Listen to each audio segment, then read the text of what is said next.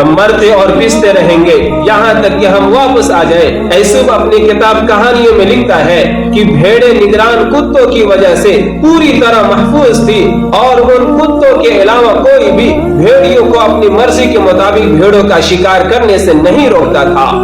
भेड़ियों ने आपस में एक इजलास किया और इस नतीजे पर पहुंचे कि अपने सख्त दांतों में भेड़ों का लजीज गोश्त तब तक नहीं खा सकते जब तक कि निगरान कुत्तों को रास्ते से न हटा दिया जाए और इसके लिए कोई चाल चलना जरूरी हो। फिर भेड़ियों ने एक कासिद भेड़ों के पास भेजा ताकि वो उनके से कहे कि हमारी दुश्मनी हमेशा क्यों रहे। इस दुश्मनी की वजह ये शरारती कुत्ते हैं जो हम पर भौंकते रहते हैं, आप उन्हें अपने से दूर कर दे, फिर दोस्ती और अमन की राह में कोई रुकावट नहीं रहेगी।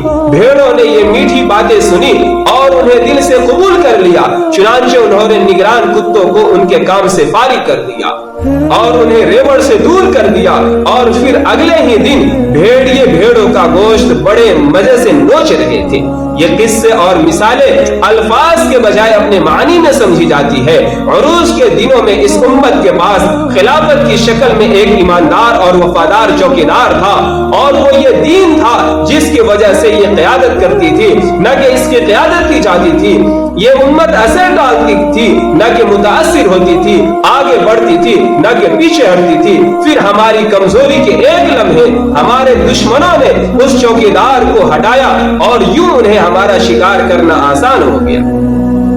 और इस अमीन चौकीदार को एक ही बार में नहीं हटाया गया, बल्कि उन्होंने चमकीले नामों और जादुई उन्वानात के तहत हर उज़्व पर हमला किया और उनकी नियत और मकसद इस रूह को खत्म करना ही है जिसके बगैर उम्मत एक मुर्दा जिस्म बन जाती है जो मार पर मार खाती है। जिसके बगैर ये उम्मत एक मुर्दा जिस्म बन जाती है जो मार पर मार खाती है, मगर उसे हटाने के लिए भी हाथ नहीं उठाती, चाहे जाए कि वह अपने हक में पलट कर जवाब दे सके। वो एक बार ये कहकर उम्मत को आए कि निसाबी कुतुब को बदलो क्योंकि तशद्दुद को फरोग देती है, और वो एक बार फिर सही बुखारी और दीगर मुस्तनद किताबों की छानबीन का मुतालबा लेकर आए और हमें मज़ाहिब के मुकालमे की कॉन्फ्रेंसों में ले गए और फिर ये सारा अमल उनके कुरान से हाकिमियत और लड़ाई वाली आयात को निकालने के मुतालबे पर खत्म हुआ। फिर उन्होंने माशरे की बुनियाद यानी खानदान में तोड़ फोड़ के हथौड़े मारे। उन्होंने औरत को आजादी की लालच दिया गोया वो कोई गुलाम हो। हालांकि इस्लाम के सिवा किसी दीन या मजहब या तहजीब में इतनी इज्जत नहीं दी गई। हालांकि वो उसकी हकीकी आजादी नहीं चाहते थे बल्कि उस तक बआसानी पहुंचने की आजादी चाहते थे। आप उनकी कॉन्फ्रेंस और मुशावरती मीटिंगों में कि मीठी बातों पर और उनके नारों पर ध्यान मत दो, हकीकत उनके मुफक्किरीन के मुंह से सुनो।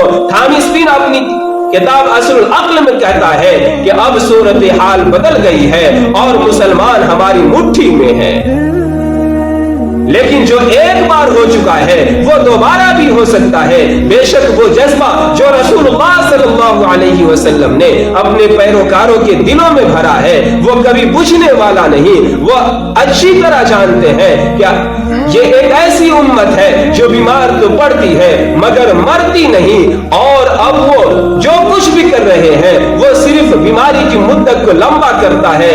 ये बीमारी खत्म हो जाएगी मगर इलाज कराना पड़ेगा, तुम्हें सर उठाना पड़ेगा, तुम्हें फिर उसी मकाम पर लौटना पड़ेगा जिस मकाम पर लौटा।